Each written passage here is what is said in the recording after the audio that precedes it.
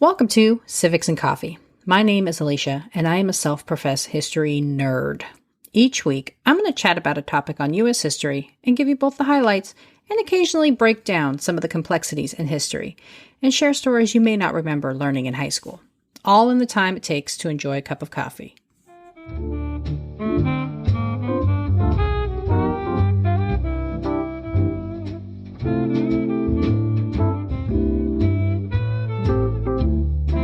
Hey everyone, welcome back. Last week, I covered the life and times of 14th President Franklin Pierce. And as you know from listening to the pod, I like to also highlight the lives of the women behind the man. A few first ladies prove more difficult than others, but I think I found enough about Jane Means Appleton Pierce to dedicate an episode to her. Born in New Hampshire like her husband, Jane Means Appleton was a woman who was not overly interested in being a political wife. This has led to some pretty stiff criticisms of her and her time as First Lady. But why? This week, I'm diving into the life of Jane Appleton Pierce. Who was she? Why did she dislike politics so much? And why does she get such a harsh grade from historians? Grab your cup of coffee, peeps. Let's do this. Born on March 12, 1806, Jane was one of 6 children and the third daughter born to father Jesse Appleton, a congressional minister, and mother Elizabeth Means Appleton. Despite being born in New Hampshire, Jane grew up in Maine as her father accepted a position as president of Bowdoin College just a year after her birth in 1807. Her father passed away when Jane was just 13, and her mother moved the family to Amherst, New Hampshire. Pierce was always a sickly child, and some believe she may have contracted tuberculosis from her father in her youth. Whatever the source, Jane was often fatigued and spent her childhood devoted to books, studying the literature of the day. She was also deeply committed to her faith and would rely on her beliefs throughout her life as she dealt with the loss of her 3 children. A quiet, reserved woman, Jane Appleton seems an odd companion for the gregarious and charming Franklin Pierce. When the two met in 1826, Franklin was studying the law and preparing to join the bar. The two seemed to be a mismatch to outsiders, and Jane's family was not in support of the courtship. Pierce had already built a reputation regarding his drinking, and was seen as socially inferior. Lastly, and perhaps most important, the Appletons were devoted Whig supporters and deeply opposed slavery.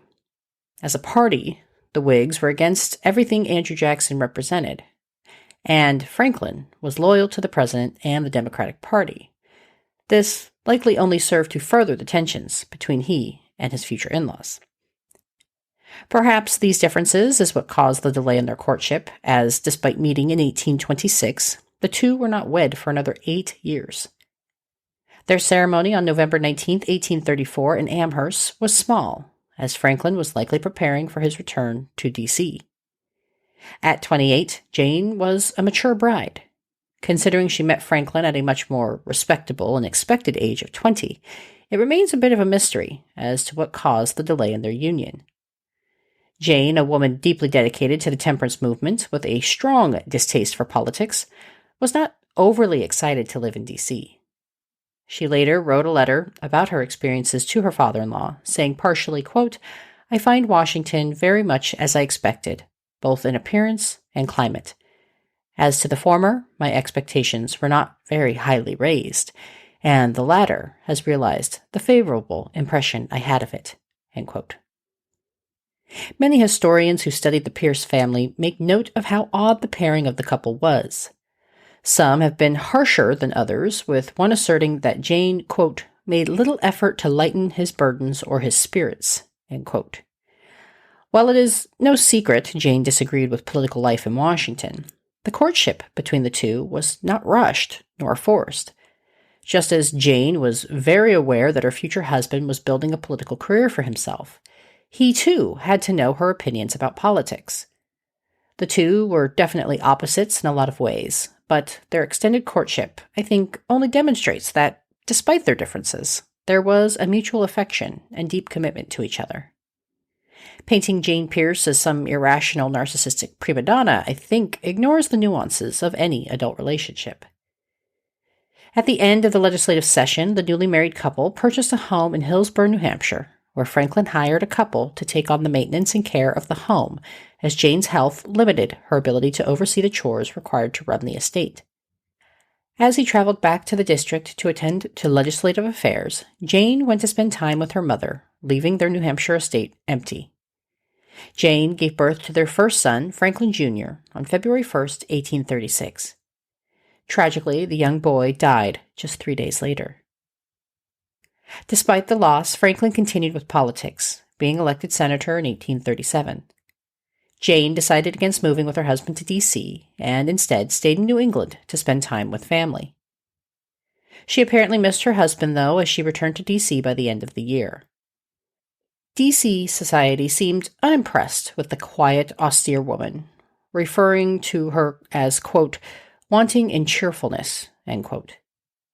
For her part, Jane wished nothing more than for her husband to give up the political hustle and bustle and earn a living another way, writing, quote, "Oh, how I wish he was out of political life.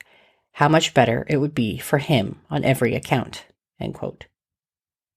To Jane, politics and politicians were dangerous. She blamed Franklin's chosen career path for his issues with drinking, and was worried about what would become of her husband. The couple had 2 more children, Frank Robert in 1839 and Benjamin, who they called Benny, in 1841. Jane apparently used the children as a reason to move out of the district, prompting Franklin to resign his Senate seat on February 6, 1842, just before his term was set to expire. The Pierces experienced yet another loss when their son, Frank Robert, died of typhus in 1843. The parents were devastated, and Jane took the loss especially hard, leading to further complications with her health. She also responded by doting on her last remaining son, likely hoping her watchful eye would protect him from any harm and instilling in him the same commitment to faith she had. When Pierce secured a commission to serve in the Mexican-American Army, he hired people to help maintain the home, worried that his wife would be unable to care for both their son and the estate. Once Franklin returned from his service in the war, Jane got to live out a life of true happiness, if only for a short while. Her husband, safe from the dangers of war, was home. Even more important to Jane, he was not working in politics. Or so she thought. Despite his lack of office, Pierce still had his hand on the political pulse of the state and was seen as a party leader. As the 1852 election grew closer, Pierce was seen as a good compromise candidate for president. For whatever reason, Franklin apparently neglected to inform his wife that his name was under consideration for the presidency. He might have wanted to save her from the anguish until he knew if he was going to be nominated. Or he may have wanted to avoid an altercation knowing how Jane felt about the field. Regardless of his reasoning, Franklin failed to warn his wife, and upon hearing about the nomination, Jane apparently fainted. Once she regained consciousness, her husband apparently tried to calm his wife's nerves by stating the presidency would be good for their son, Benny. And as you know if you listened to the last episode, Pierce won the presidency handedly. The family spent the holidays visiting friends and family in New England and boarded a train back to Boston on January 6, 1853, when the unimaginable happened. The family's train derailed, and the couple could do nothing as they watched their last remaining child, Benny, die right before their eyes. I can only imagine the horror at witnessing your child's death in such a horrific manner. The death of a child is a terrible experience for any parent. However, there is something truly traumatizing to losing your last remaining son to such a terrible accident. Much like the deaths of Frank Robert and Franklin Jr., losing Benny took a hefty toll on the couple, who interpreted the tragic accident as a sign from God. Jane withdrew into herself and did not attend her husband's inauguration. Instead, she returned to Baltimore, where she again relied on her faith to try to find inner peace about outliving all 3 of her children. She later wrote to her husband that, quote, "God decided to take our precious little boy so that you will have no distractions as you set out to effect reconciliation between sections of our nation," end quote. The loss of their only remaining son put significant strain on their relationship, and Jane never quite forgave her husband for Benny's death, believing it was his desire to become president that prompted it. Jane eventually returned to Washington, but did not embrace the role of First Lady. But unlike her predecessor, Mrs. Fillmore, Pierce's hesitation to engage in the social activities had nothing to do with her concern about how society would perceive her, but entirely about her tremendous sense of loss and, surely, her anger at the sacrifices she and her family had to make in the name of politics. She knew her husband struggled with drinking while in Washington, and now her husband's political ambitions had cost her her son. It is no wonder, then, that she opted to remain aloof and away from welcoming guests to the executive mansion. Pierce spent her time writing letters to her now deceased son Benny and studying her Bible. She remained removed and rarely left the White House, generally only doing so to attend church. Despite knowing that the Pierce family suffered such an overwhelming loss, the lack of events held at the executive mansion left a sour taste in their mouths. Some contemporaries referred to her as cheerless, but at least one woman understood her pain. Verena Davis, wife of cabinet member Jefferson Davis, wrote of Jane, quote, "With her sorrow pressed close to her stricken heart, she bore her position with patience and gentle dignity." End quote. It took longer than D.C. wanted, but Mrs. Pierce began scheduling White House events about 2 years into her tenure, when her longtime friend and aunt by marriage, Abigail Kent Means, came to stay and provide comfort. They were not extravagant, and Pierce did the bare minimum, but the couple held official dinners beginning in 1856. I was unable to locate any scholarship or source material that could shed light on the conversation between the couple when Franklin decided to seek out the renomination of his party. Perhaps he took the same route as he did when he was nominated 4 years earlier and failed to disclose the effort. Given all that his wife had already gone through, I question why Pierce decided to move forward. Alas, I have not yet found an answer. Regardless of the conversation or what Pierce may have wanted, he failed to secure his party's nomination, and the couple departed the mansion as his successor, James Buchanan, got to work. The couple traveled overseas, where Jane continued to write notes to her son and carried locks of his and other deceased relatives' hair. Apparently, the idea was to locate a suitable place to build a home, but the couple was unsuccessful, leading to their return to Concord in 1859. Pierce purchased 60 acres on the edge of town and began planning a house, but Jane ended up spending her last remaining years with the couple they'd hired earlier to care for their home. For Jane, Concord reminded her of her lost son, and his memory was simply too much for her to bear. And despite Jane's continued mental anguish, Franklin remained a committed and devoted spouse. It seems obvious that Jane likely suffered from anxiety, if not outright depression, for a majority of her life. Living in constant pain, it is no wonder she was frequently in a foul mood. However, this was not a period of time when women could have bad days without the risk of being labeled insane.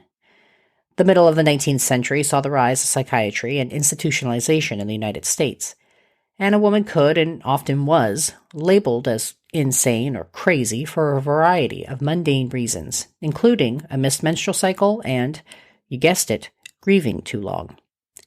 So while there are plenty of complaints and rightfully placed criticisms one could throw at the 14th president, he was, if nothing else, a caring and devoted spouse. Jane's health continued to deteriorate in her advanced age, and she was quite frail when she passed away on December 12, 1863. Her official cause of death was listed as consumption, or tuberculosis. Entering into a position she did not seek and paid a dear price to have, Jane Pierce joins a list of other First Ladies who made little impact to the role. Like so many others, Pierce farmed out much of the hostess duties to others, preferring to grieve in solitude. She was deeply committed to her faith, and though she may not have been a perfect political spouse, she offered Franklin a safe place from the chaos and, perhaps because of her disinterest in politics, an honest assessment of happenings inside Congress. While many have painted Jane Pierce as a bratty, selfish, unsupportive spouse, I'd like to take another approach. a woman who lived with chronic pain, physical and mental, for a majority of her life, Pierce navigated the world the best she knew how. And with an 8-year courtship, neither Franklin nor Jane could say they didn't understand exactly who they were marrying. Franklin knew Jane was devoutly religious and committed to temperance, just as Jane was more than aware that Franklin was making a career in politics. They were different in their upbringing and their approaches to life, but they shared a love and an admiration for each other that seemed to persevere despite the significant challenges they lived through. I am curious, dear listeners, to hear from you on your opinion about Jane Pierce. Was she a spoiled, entitled woman who was a detriment to her husband's career? Or was she a woman who contended with chronic pain and fell in love with a man who, though different, provided her the love and support she needed? And speaking of you wonderful people out there, if you ever want me to cover a topic, let me know. I'm on all the social channels or via my website at www.civicsandcoffee.com. The website is where you can also see source material, transcripts, and learn about ways you can support the show. Thanks, peeps. I'll see you next week. Thanks for tuning in, and I hope you enjoyed this episode of Civics and Coffee. If you want to hear more small snippets from American history, be sure to subscribe wherever you get your podcasts. Thanks for joining me, and I look forward to our next cup of coffee together.